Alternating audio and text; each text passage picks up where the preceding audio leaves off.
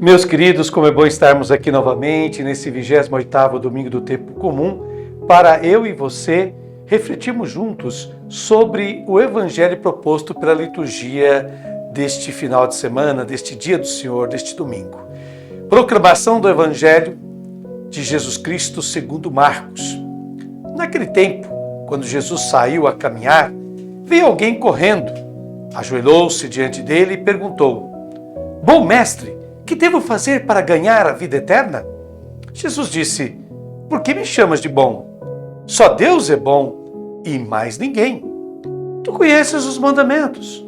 Não matarás, não cometerás adultério, não roubarás, não levantarás falso testemunho, não prejudicarás ninguém, honra teu pai e tua mãe. Ele respondeu: Mestre, tudo isso tenho observado desde a minha juventude. Jesus olhou para ele com amor e disse: Só uma coisa te falta. Vai, vende tudo que tens e dá aos pobres, e terás um tesouro no céu. Depois, vem e segue-me. Mas quando ele ouviu isso, ficou abatido e foi embora, cheio de tristeza, porque era muito rico. Jesus então olhou ao redor e disse aos discípulos: Como é difícil para os ricos entrar no reino de Deus.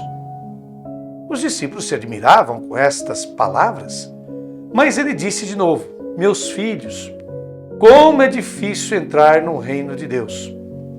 É mais fácil um camelo passar pelo buraco de uma agulha do que um rico entrar no reino de Deus.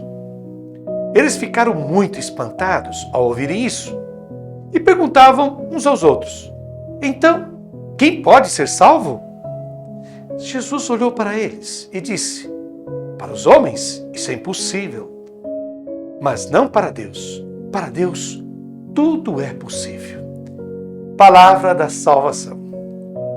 E agora o biblista italiano Alberto Maggi nos ajuda a refletir um pouco mais sobre este importante evangelho de domingo. Na comunidade de Jesus, não há lugar para os ricos, mas apenas para os cavalheiros. Qual é a diferença?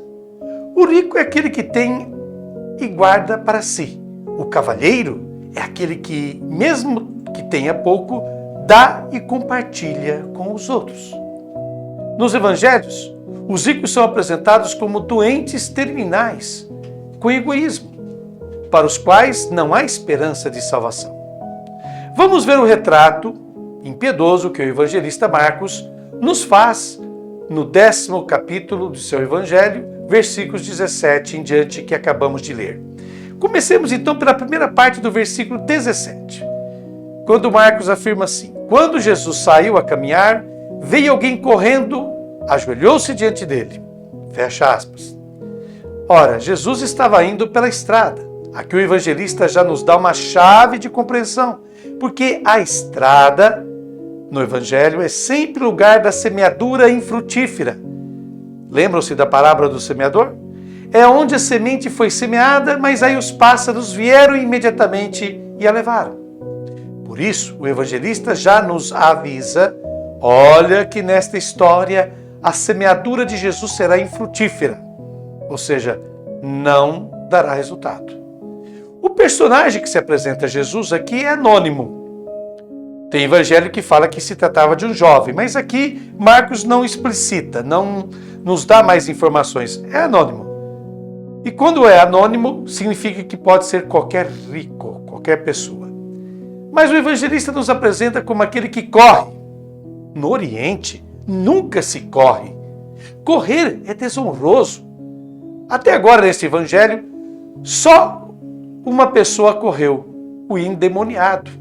Então, essa pessoa que se apresenta a Jesus no evangelho deste domingo é tido como um possesso, um prisioneiro de algo mais forte que ele. Ao jogar-se aos pés de Jesus, ele nos faz lembrar o leproso, a pessoa considerada mais impura na sociedade daquele tempo, que também havia realizado esse mesmo gesto, jogar-se aos pés de Jesus. Portanto, este anônimo está possuído por algo que o exclui de Deus. Em Marcos capítulo 10, versículo 17b ao 19a, diz assim, abre aspas: perguntou: Bom mestre, que devo fazer para ganhar a vida eterna? Jesus disse: Por que me chamas de bom? Só Deus é bom e ninguém mais. Tu conheces os mandamentos. Jesus não veio ensinar uma maneira melhor de ter a vida eterna. Não. Jesus veio para mudar essa realidade aqui da terra, mudar essa sociedade. Por isso, ele recorda a pessoa que o interroga que ela já tem o ensinamento de Deus para a vida eterna, ou seja, seguir os mandamentos. Aliás, os mandamentos estavam figurativamente representados naquela época em duas tabelas, em duas tábuas. Em uma havia os 3 exclusivos de Israel, as obrigações absolutas para com Deus. Na outra tábua estavam os comportamentos, os deveres para com os seres humanos, que eram a herança comum de qualquer cultura. Pois bem, Jesus, ao listar os mandamentos aqui no Evangelho deste domingo, não coloca os mandamentos relativos às obrigações para com Deus, mas apenas os mandamentos que se referem a deveres para com os seres humanos. Ou seja, o nosso amigo quer se encontrar com Deus, Jesus o coloca para se encontrar com os seres humanos. Em Marcos capítulo 10, versículo 19b do Evangelho de hoje diz assim, abre aspas, não matarás, não cometerás adultério, não roubarás, não levantarás falso testemunho, não prejudicarás ninguém, honra teu pai e tua mãe. Fecha aspas. Ora, Jesus enumera 5 mandamentos. Não matarás, não cometerás adultério, não roubarás, não levantarás falso testemunho e finalmente honra teu pai e tua mãe. Mas, antes deste último mandamento, honrar pai e mãe, Jesus coloca algo que não é um mandamento, mas é um preceito. Preceito este que é tirado e inspirado no livro do Deuteronômio, em seu capítulo 24, versículos 14 e 15, onde o legislador diz: não explorarás o assalariado pobre e indigente. No próprio dia lhe pagarás. O sol não se ponha sobre seu salário, pois ele é pobre e o salário sustenta a sua vida. Exploração aqui nesse texto de Deuteronômio significava reter, segurar o salário do assalariado para si mesmo. Veremos depois por que Jesus introduziu esse preceito aqui na relação dos mandamentos para este homem. Depois, em Marcos capítulo 10, versículo de 20 a 21a, diz assim, ele respondeu, mestre, tudo isso tenho observado desde a minha juventude. Jesus olhou para ele com amor e disse, só uma coisa te falta. Vai, vende tudo o que tens e dá aos pobres e terás um tesouro no céu.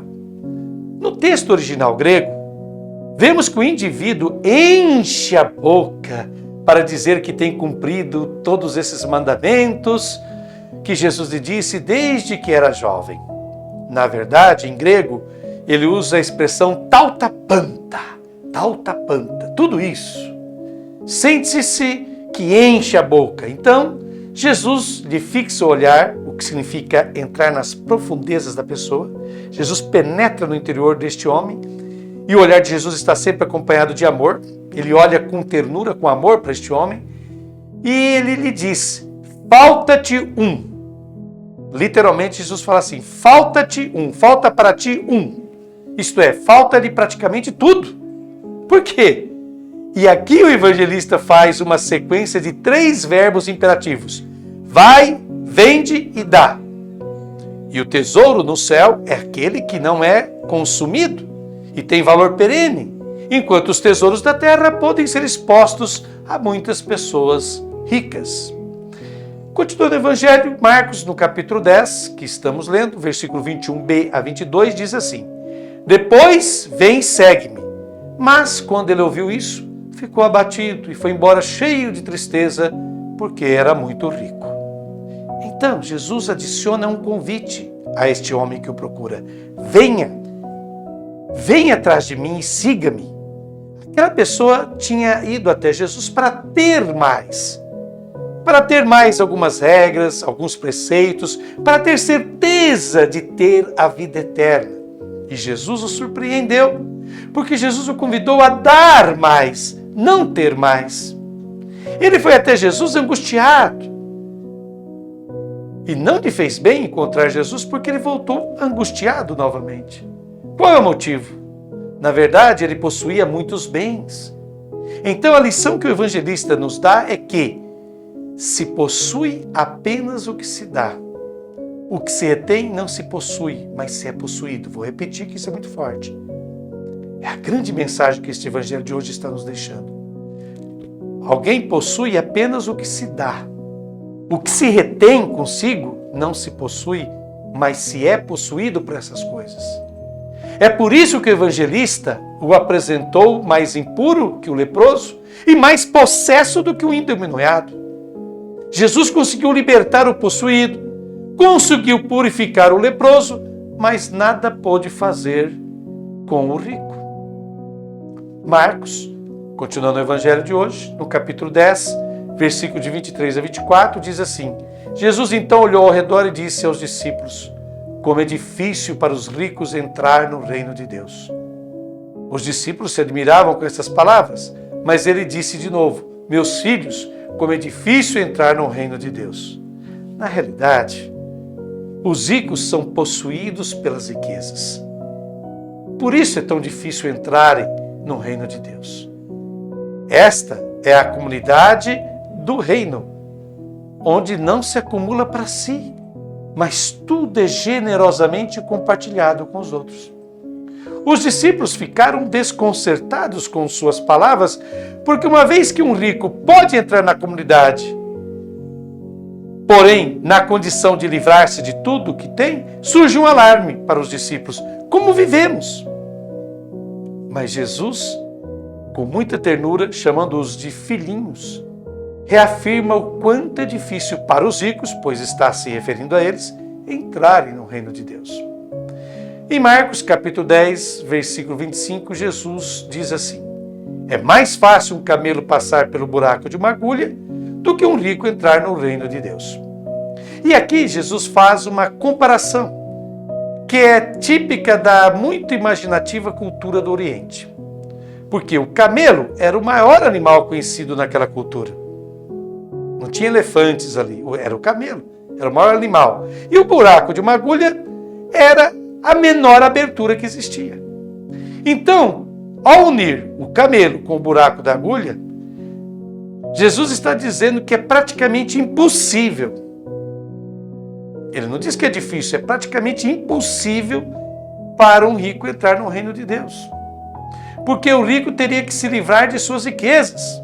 Mas isso, um homem rico nunca fará. Então, o ensino que o evangelista nos dá é que se possui apenas o que se dá. E isso ajuda a entrar plenamente no reino de Deus e ter a vida eterna. Quem guarda para si, exclui-se da plenitude da vida. Pois bem, agora eu faço uma reflexão minha, à luz daquilo que o Evangelho nos diz e que Alberto Madi também nos explicitou. Meus queridos, ainda há muitos nos dias de hoje que pensam que para seguir Jesus, para encontrar a salvação, para fazer parte do reino de Deus, basta seguir algumas regras, observar alguns costumes, praticar algumas devoções e cumprir com alguns mandamentos bíblicos. No entanto, no Evangelho deste domingo, Jesus estraga com essa festa, com essa mentalidade mesquinha e simplista. Quantos querem seguir Jesus sem nada deixar, sem nada mudar, sem nada sacrificar em sua vida cômoda, confortável, segura, abastada e, por que não o dizer, privilegiada? Por isso, faz tanto sucesso e aglutina tanta gente movimentos religiosos que não questionam o modo de se viver, que não desafiam as pessoas a dar mais, repartir mais, servir mais, ser justas, ser humanas, como Jesus fez com o homem rico do Evangelho deste domingo. Mas que, pelo contrário, esses movimentos religiosos buscam mais tranquilizar, apaziguar e justificar a consciência das pessoas ricas e abastadas, para que vivam tranquilas, indisturbadas? Jesus esclarece seus discípulos de outrora e os atuais que há duas realidades contraditórias impossíveis de se reconciliar. A primeira é estar próximo de Jesus, ser fiel seguidor dele e, ao mesmo tempo, agora vem a segunda realidade impossível, manter a abundância de bens, propriedades e os muitos caprichos humanos. Não nos enganemos. Como nos recorda o teólogo espanhol José María Castillo, não há razão ou argumento que possa justificar a presença em uma mesma vida de Jesus e da riqueza. Ou se dá ou se partilha, ou se divide ou não se pode estar com Jesus. Simples assim. Por isso, os discípulos de outrora e aqueles de hoje se surpreendem com essa postura e palavras de Jesus. Como viverão prescindindo dos ricos, dos poderosos, dos influentes? Essa é a questão. E por que as coisas devem ser assim, tão extremas, tão 8 ou 80? A resposta é tão clara quanto dura. Novamente ajuda-nos José María Castillo, que diz assim: a propriedade individual dos bens deste mundo não se pode antepor, estar à frente, às necessidades fundamentais das grandes maiorias dos seres humanos. Se este critério não se mantém firme, a lei da selva termina por impor-se e destruir a convivência humana. É justamente isso que estamos vivendo neste momento, em nosso mundo, em que somente 2% dos habitantes do planeta mandam, dominam, usam e abusam não somente dos bens da terra inteira, mas inclusive do futuro da terra mesma.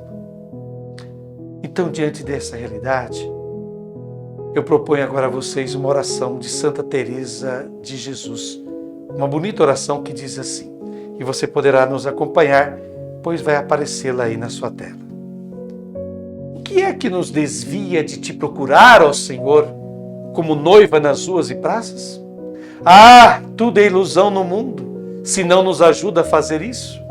Mesmo que seus prazeres, riquezas e paixões durassem para sempre e fossem tão numerosos a ponto de superar qualquer imaginação, eles não seriam nada mais de esterco e imundície em comparação aos tesouros que temos para desfrutar indefinidamente.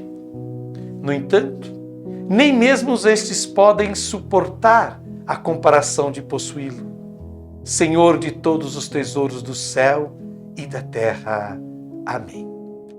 Muito obrigado por nos ter acompanhado nessa reflexão, nessa meditação do Santo Evangelho e até a próxima semana, se Deus quiser. Fiquem com Deus.